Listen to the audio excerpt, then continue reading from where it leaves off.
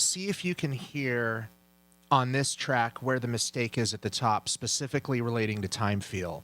This is actually an acoustic track I had to record, and it's a raw mix where somebody wanted me to record essentially Folsom Prison Blues, including the intro line to it. So here we go.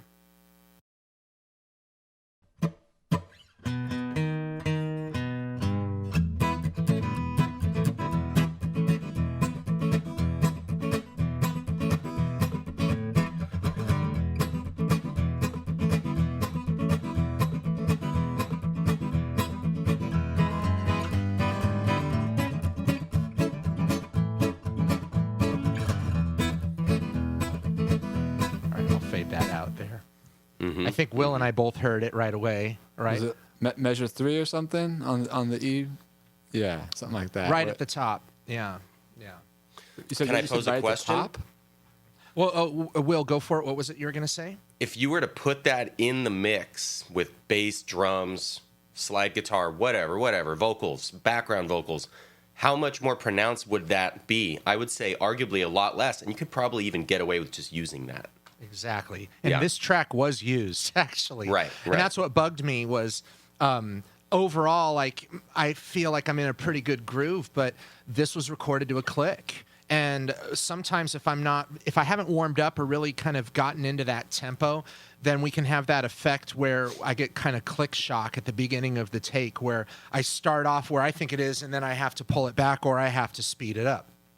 And this was an example of that. As I call it, it's kind of that click shock where, oh, that's the click right there. There it is. And I saw the reaction on your face, Will. I knew that you saw it right away. You know, I don't know, Perry, did you catch that at all? Or, you know, I haven't gotten click shot yet, or click shock yet. Yeah, you got to be careful with that one. That's could go a lot of different directions.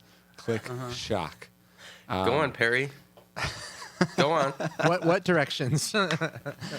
But no, I think I heard it, and you know, like I said, you know, the human qualities when you're listening to a recording, I think those are the things that give your recordings character. I don't think they're necessarily things that we have to try to smooth over all the time.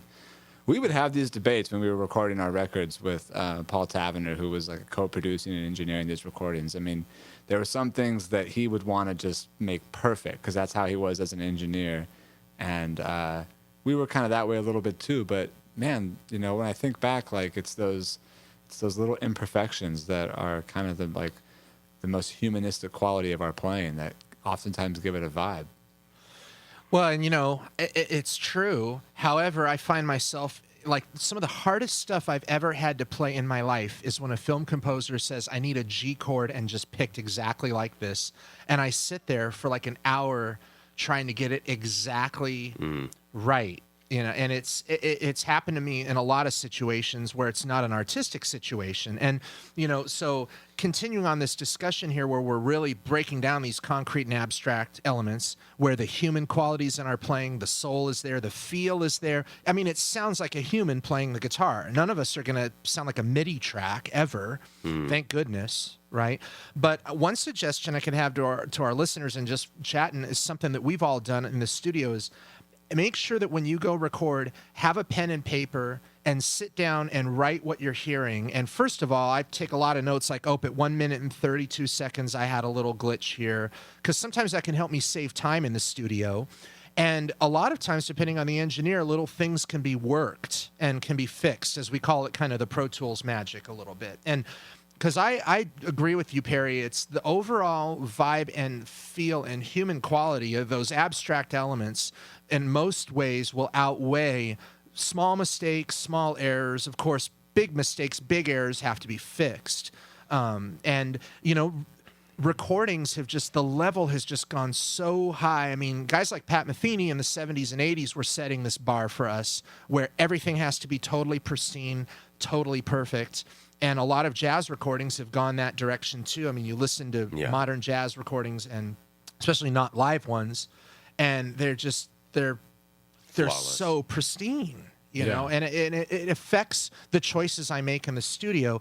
And New West, we've definitely been in that camp with our studio recordings where we want to get everything really nice and pristine and locked in, but still have that element of that human quality in there, you know.